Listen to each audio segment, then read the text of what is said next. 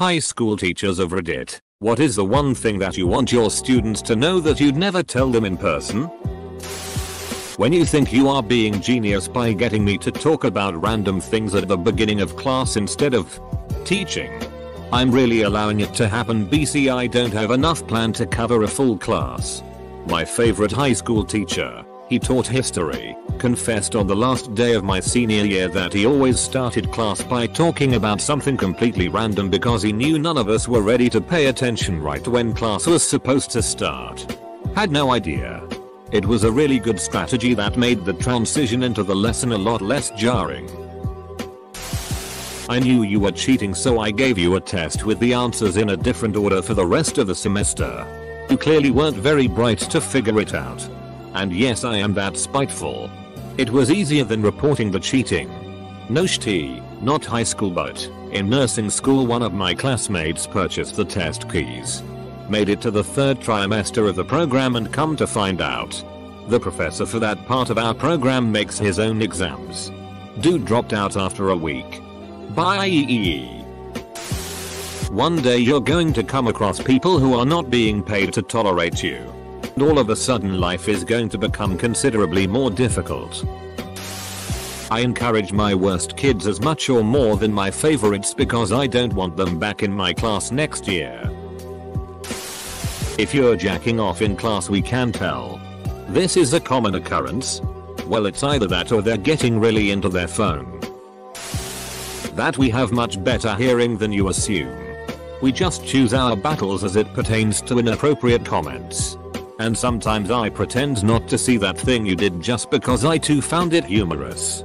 And speaking to you about it would only result in me cracking up. If you're going to eat in class, stop staring at me while you're doing it. You're ratting yourself out. Confidence. Asserting dominance. I can smell you. Everyone can. Please, for the love of God, use deodorant. Edit. Thanks for the gold silver. To the people asking why I wouldn't say this to a student, the answer is twofold. 1. Puberty is a smelly ordeal. And a lot of the kids can't help it. 2. Because God forbid it's not their fault, infection. A cultural thing. Or improper washing of clothes. You don't want to alienate that student forever. I run a retail store and it's a pretty small shop and is on the pathway home for a lot of kids. Those stinky bastards come in and stink up the whole shop so bad. I must remain professional. But I so badly want to tell them to leave and God wash their ass or put on some deodorant. That it's just as weird for me as it is for you when we bump into each other in public. I saw my English teacher at the grocery store one. We made eye contact and I nodded. He nodded back. We kept walking. Said nothing about it the next day. Never brought it up. That's proper procedure. I don't care that you came to class stoned. Just stop interrupting class. And for God's sake, don't touch any power tools while you're stoned. I knew a guy that would come into first period stoned. He would always complete his work extremely fast, and accurately too. Then he would just stare at his paper or whatever when he's done. Basically a genius when stoned. Edit.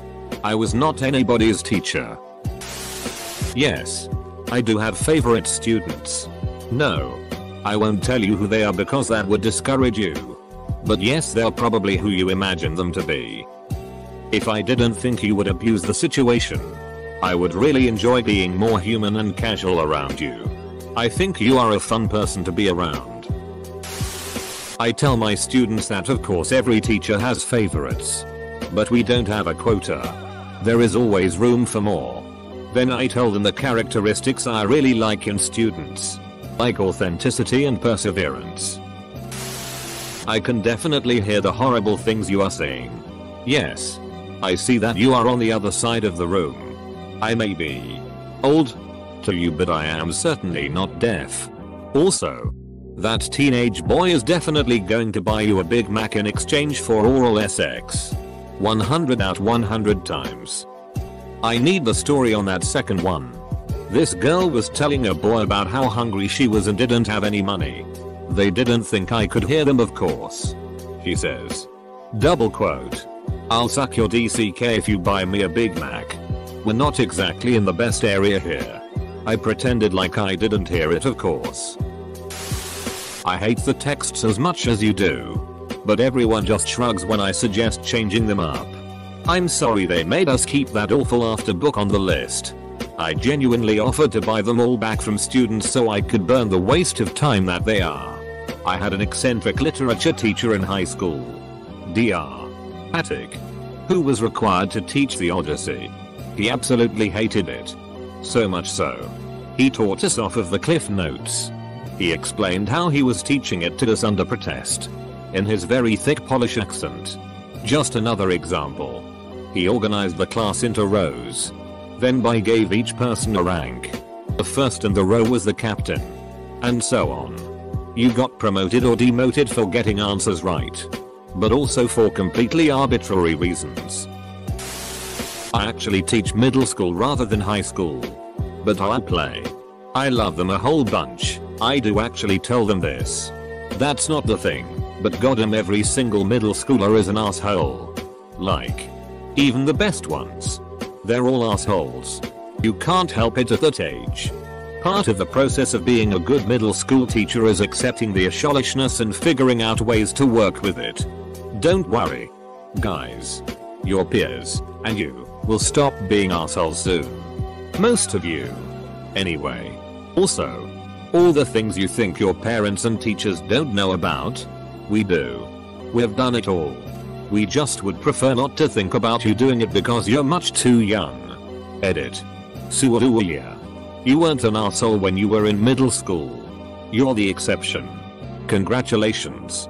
You special person. You win the trophy. I've taught more than 700 kids in my career, but I didn't teach you, so I don't know. A few off the top of my head. Just because I like you as a person doesn't mean that I won't fail you. Being smart isn't a justification for being lazy, and I can't pass someone that never hands in work. I moved you away from your friends because they were taking you down with them. You have a real future in sports, but you need to pass my class to play them. Your friends were making you fail, and if you don't get to play volleyball, I don't know what kind of future you have in front of you. I wish that the positivity that you get in my class could follow you home. I've met your parents and they are a nightmare. I do my best to encourage you here, but I know that some days that just might not be enough. I have never and will never find a student intimidating. That's why I laughed at you when you asked me if I knew who your father was. Yeah. He's the manager of a car dealership. That means nothing to nobody. I had a kid throw a desk at me, and while it scared me in the moment, it didn't make me fear him. One day, you will meet someone who has real power, and I just wish that I could be there to see it. One of the most valuable lessons I can teach you is to fake looking busy.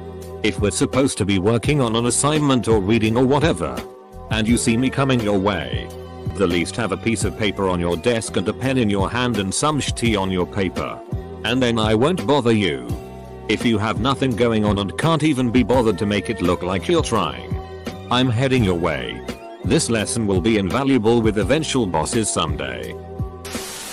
That I lied to you when I said I was 40. I was actually only 21, and I was only a couple of years older than you. I've seen you at the club and I've seen you partying. Furthermore, I have run into you in public way more times than you realize. But half the time I run away. The other half the time you catch me before I can. Also, when I was at the mall, the guy you pointed to and asked me if he was my boyfriend was just a random Tinder date I just met. He was definitely not my boyfriend. Edit. Since I keep getting asked how I was able to pull off looking almost twice my age. Here goes. First of all, I had older teachers and the administration backing up my story because they were afraid that if the student knew how young I was they wouldn't respect me. Second of all, I had a very serious reserved attitude during the job. No smiling. Very blunt. No nonsense. Only very rarely did I crack the occasional joke. Lastly, I did dress frumpier than I normally would in dark, formless colors, and sometimes I even gave myself a bit of dark circles under my eyes with black eyeshadow. Of course some students still questioned it.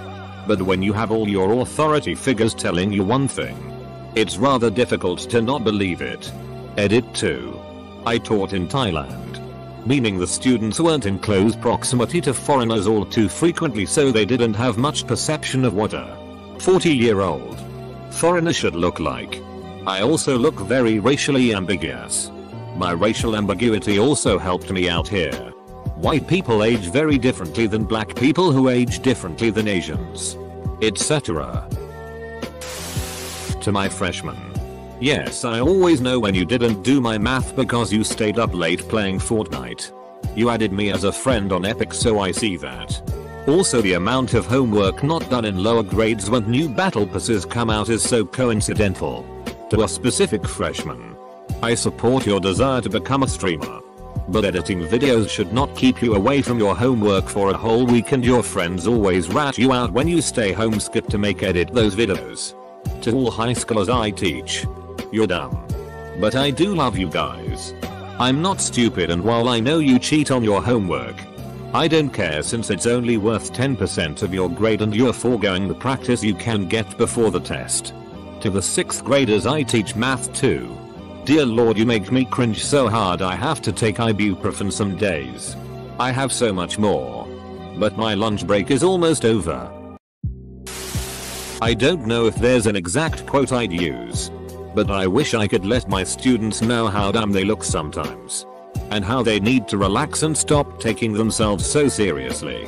I also frequently find myself wishing I could rag on kids' clothes hairstyles that they've obviously put way too much time money into, but these thoughts only cross my mind when they're being assholes. That's the unprofessional petty stuff I'd say. I could think of something much more wise. But it's my lunch break and Friday, and my brain is fried from trying to keep these assholes together a week before finals. I taught after school care summer school for a year, and I want so badly to tell them that. Now is a great time to find out who they are and to stop parroting what they hear other people say. 2.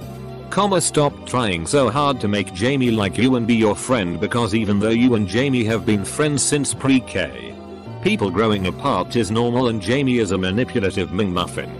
3. I kept Owen and other troublemakers close to me in class because giving them just a little positive attention was infinitely preferable to giving them all of my attention in a negative light.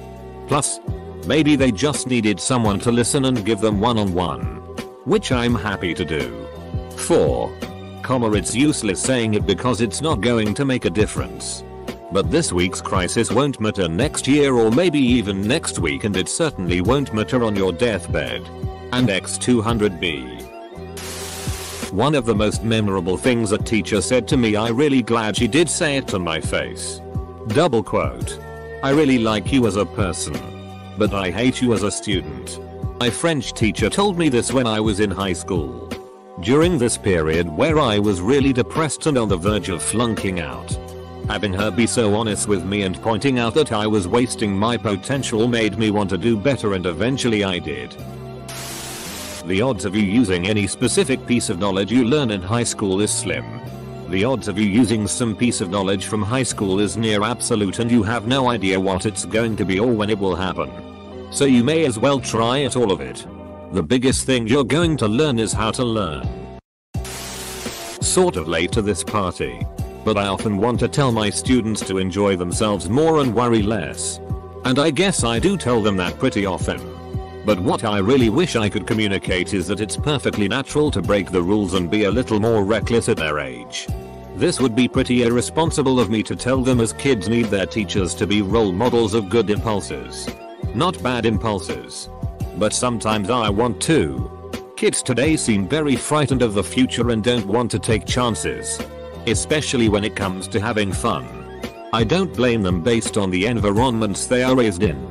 Also, if they have an A+ in my class, they can make a low F on the final and still wind up with an A. I used to teach English to high schoolers in France. Most of my students were really good. Few of them I would have really liked to say to their faces that they were little shits and need to work on not being such douchebags. Edit. Also, I know Europeans are a bit different with this than Americans, but get real deodorant and wear it every day. Putin. I'd let you get away with so much more if you were actually a decent person who treated others with kindness and respect. Assholes rarely get the benefit of doubt or indifference. My mum would have loved to tell her classes of teenage boys that tossing yourself off before school leaves evidence for the nose and the eye. Have a wank. Have a wash. Edit yes. You smell after you've come if you don't make any effort to have at least a bit of a rinse. I teach middle school. Not high school. But for me, it's that I know sh*t sucks at home. I see it every day when you come into my class. I see the tears you're hiding. The pain behind that class clown smile. The emotional fragility behind your tough guy persona. I know exactly what it's like to come from a broken home. I wish I could do something. But until you come to me, all I can do is try and let you know. With a look. A smile. A subtle turn of phrase. That I'm always there for you when you need an ear. Or a shoulder. I teach middle school in Taiwan. My students are 60% ESL. 30% intermediate English proficiency. And 10% native fluency. Only have 42 students, so this number is pretty on the money. I want to tell them this. I'm not an idiot. When you are ridiculing me in Chinese, I've picked up phrases and know which ones you're using. Don't act surprised when I give you detention for calling me Benden, Dumbus, or Beichi, idiot. I know what you're saying, ugh. Benden. That is a male teacher. I can't be the best teacher I want to be. I won't be able to have a private conversation with my students. But I'll always ask to keep the door open or have another student in hearing distance. I want to give you a hug and say, I'm sorry. After you've told me about something terrible that has happened with your home life. But you'll have to settle for me just talking to you. I feel terrible having to ignore your PMs or texts when you ask me important questions. Or, let's be honest, send me really funny memes. Because I am a man. I'm terrified of something getting misunderstood and being fired from my job.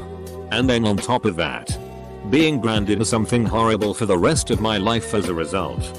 And so I'll always be closed off from my students.